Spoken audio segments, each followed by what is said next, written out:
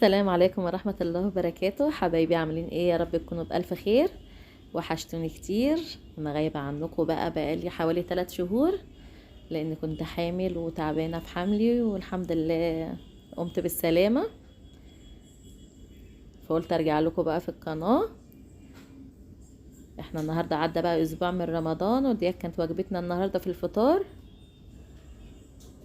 عملت طاجن بامية باللحمة والرقاق الطري مقرمش وجميل من تحت ومن فوق، ورز بشعرية وعملت قطايف. اكل بسيط كده، بحيث ان انا لسه والده يعني قيصري، وما كنتش قادره ان انا اعمل حاجات كتير. هنا بقى هبتدي بسليق اللحمه. متنسونيش يا جماعه بلايك واشتراك في القناه وتفعيل الجرس على الكل عشان يوصل لكم كل الفيديوهات اللي بنزلها.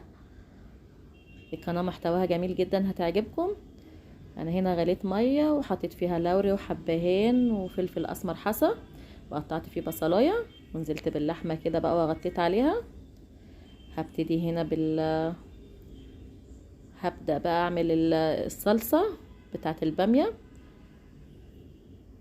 دبلت بس البصلاية، وبعد كده نزلت عليها بمعلقة توم اصفرهم سوا. بعدين هنزل بقى بالطماطم. الطماطم هنا لازم تكون حمراء عشان تدينا في الطبيخ هنا لون جميل.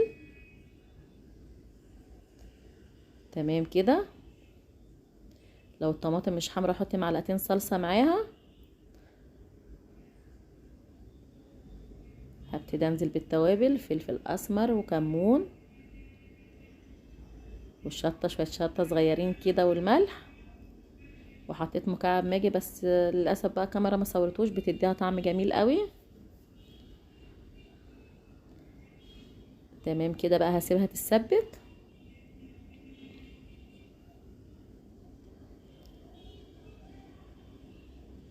هنا اتسبكت بقى، نزلت بشويه شوربه كده، وهبتدي انزل بالباميه. الباميه دي كان انا اللي مفرزاها في البيت. بصوا اكنها صبحه بالظبط. انا بعملها ازاي بقى؟ بغلي ميه وبقمع الباميه، واحط في الميه معلقه كربوناتو، وانزل بالباميه يا دوبك تاخد غلوه واحده، وبعد كده اصفيها تحت الميه الساقعه، واجيب حته قماشه وافرط الباميه عليها، بتبقى بقى بالشكل الجميل ده. بصوا اكنها صبحه بالظبط. جربوا الاكل بطريقتي، هيفرق معاكم كتير، وطعمه هيبقى ان شاء الله جميل جدا. هنا اللحمه بقى استوت، حطيت عليها بقى الملح بتاعها، وشلتها بقى هنا حطيتها على الباميه. ابتدي بقى املى الطاجن بتاعي كده بيها. تمام كده.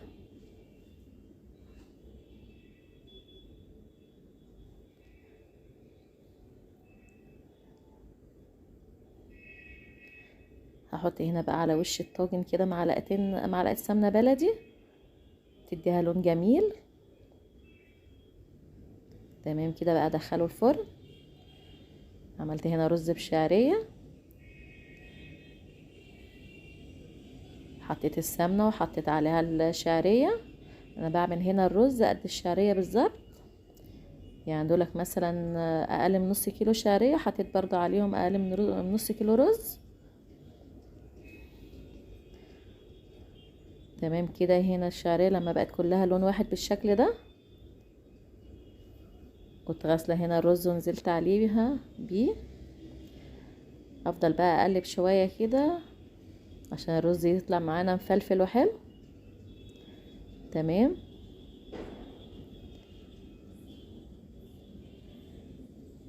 هنا بقى هنزل بالشوربه. مع كيس الشوربه حطي ميه ومكعب ماجي. الشوربه هنا يا دوبك تبقى مغطيه الرز بعقله صابع كده. هنغطي بقى عليه. هنا بدوقه بشوف الملح بتاعه مظبوط، بتاع الشوربه مظبوط، ولا احط ملح تاني. لقيتها مظبوطه. غطيت بقى يا دوبك اتشرب، ووطيت النار عليه.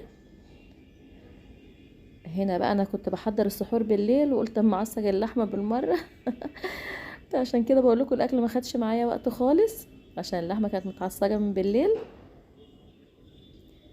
هنا قطعت بصلايه صفرتها بسيط كده، ونزلت باللحمه شوحتها مع بعضها وبعد مع البصل، وبعدين نزلت عليهم بمعلقه ثوم مهروس وفلفل الوان. والتوابل بتاعتنا بقى بابريكا، فلفل اسمر، كمون، شوية شطة صغيرين، وحطيت هنا بقى الملح بتاعنا. تمام كده، اقلب. الرق الطري هنا بيبقى جميل قوي، اعمليه بالطريقه دي لا هيبوظ منك وهتحس ان هو احسن من الناشف بكتير، جميل قوي. اعمليه بس بنفس الطريقه هيعجبك جدا. هنا دهنت الصينيه سمنه، ومعايا هنا 8 رقات. حطيت اول رق بقى كده، ادهنه بالسمنه عشان يبقى مقرمش معانا مورق.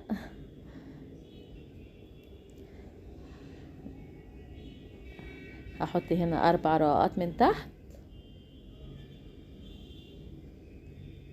وبعدين في النص هحط اللحمه اللي عصجناها سوا. اتمنى تدعموني في القناه بلايك واشتراك، القناه محتواها جميل جدا هيعجبكم. اتمنى ان انتوا تشجعوني. تمام كده بقى، هنا نزلت كده حطيت 4 رقات، وبعد كده نزلت باللحمه المفرومه وزعتها كويس كده في النص. هبتدي بقى احط ال4 رقات التانيين، وزي ما عملنا تحت كده دهنا كل رق بالسمنه.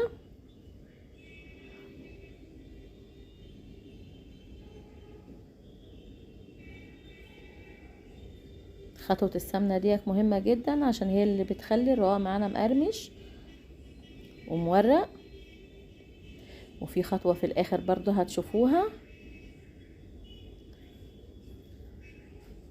هنا بقى حطيت ال4 رقات وقطعته بقى بالشكل ده. معايا هنا بقى نص كوبايه شوربه ونص كوبايه لبن، ومعانا نص معلقه بيكنج باودر. قلبتهم بقى كويس قوي. البيكنج باودر هنا بقى بيساعد برضو على توريق الرقاق.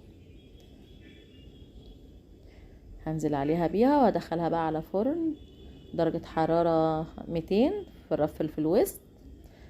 هتاخد معاكي حوالي نص ساعة. اول ما تحمر بقى بالشكل ده تقوم مطلعاها. وادي كان اكلنا النهاردة، سهل وبسيط، وفي نفس الوقت مفهوش وقفة اليومين عشان البيبي الجديد. بصوا الرقاق هنا جميل ولونه حلو ازاي، وطاجن البامية وعليه. جربوا اكلي بالطريقة دي هيعجبكم ان شاء الله. واتمنى ان انتوا تدعموني في القناة، واقول لكم في رعاية الله، وكل سنة وانتم طيبين. والسلام عليكم ورحمة الله وبركاته.